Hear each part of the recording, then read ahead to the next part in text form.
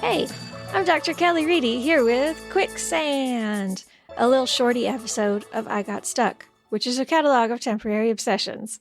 This is the first one, the first little Quicksand shorty, and it's just in the nick of time for Halloween. I'm recording this a few days before Halloween. If you want more of these little shorty episodes called Quicksands, join my brand new Patreon for one bonus Quicksand per month.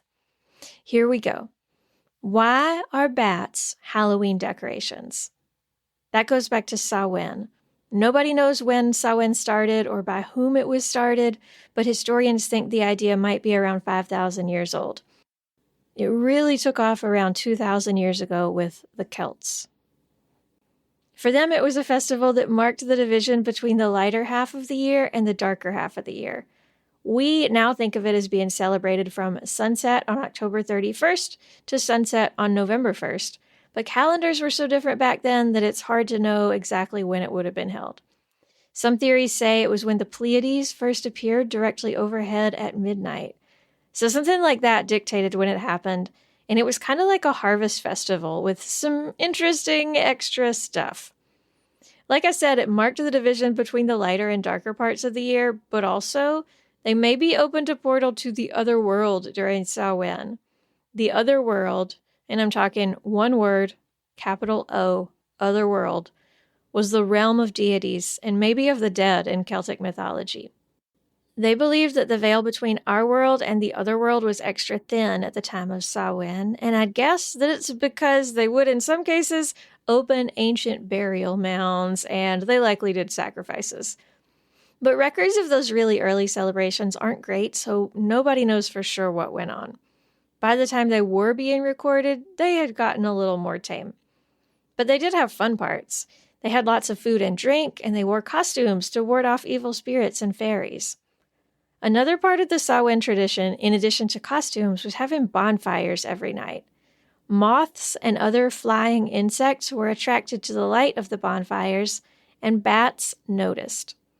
Fall is when bats should be fattening up for the hibernation that lots of their species do, so a nightly feast like a bonfire would be perfect. A free buffet, or a bug-fay, if you will. In order to catch insects and moths, bats swoop. So you can imagine what the celebrators of Samhain were thinking watching that, all dressed up in their fairy and ghost protection gear. They were a little upset, and they actually thought that the bats were some type of mischievous spirits. And over time, and thanks to religion, Samhain at least partially kind of morphed into Halloween, and bats are one of the things that came with it. I read a great article on Refinery 29, weirdly enough, about why bats are a Halloween symbol. And they mention that some cultures consider bats to be a liminal animal, since they seem like not quite mammals, not quite birds, and liminality is kind of a theme of Halloween. Whatever the reason for the association, the director of the Indiana State University Bat Center said, "People fear what we don't understand. And with bats nocturnal and tending to be small, they're cryptic. Even us bat biologists don't know a heck of a lot about them. It only takes a few wrong turns to perpetuate myths and fears about bats." And speaking of myths and fears about bats, let's talk about vampires while we're on the subject of scary stuff. A lot of people immediately think of vampires when they think of bats, and I'd be willing to bet some people think all bats drink blood. In reality, though, only 3 out of the over 1,400 species of bats in the world drink blood, and all 3 of those live in Central and South America. They're very cute, and they seem very sweet. In general, all bats, even vampire bats, are usually described as extremely gentle. So vampire bats. First of all, they don't kill their prey unless they accidentally give them rabies or some other disease. They usually feed on the blood of livestock, and they only drink around a tablespoon of blood in one sitting. Very polite. They do it when the animal is asleep by making small incisions and then licking the blood as it comes out. And the blood continues to flow because their saliva contains a natural anticoagulant that stops clotting. And yeah, humans are working on using that to help make human medicine, especially for stroke victims. But back to bats. These vampire bats typically feed for about 30 minutes while an animal is asleep It doesn't even wake the animal up. As I mentioned, they seem sweet. Another way to say that is they seem really good at helping each other survive.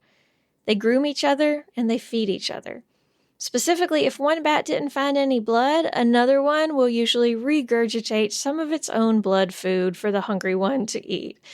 Sometimes they do that in exchange for grooming, and sometimes they just do it for free.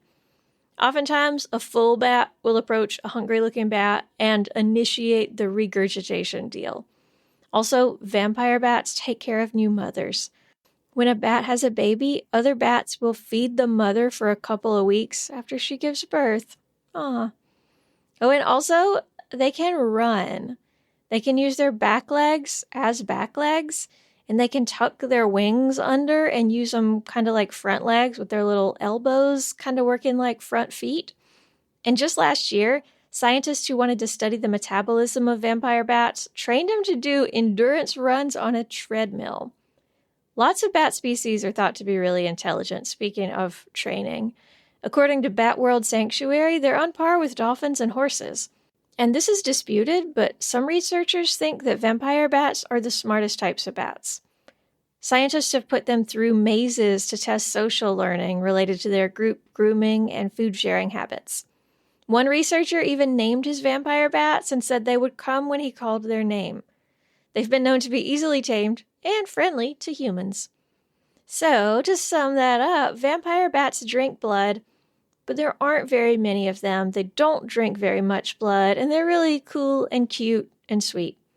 And it's totally Bram Stoker's fault that they're associated with Dracula. And that's it for today's mini Getting Stuck, aka Quicksand. Like I said, if you want more, join my brand new Patreon for one bonus Quicksand per month, among other things.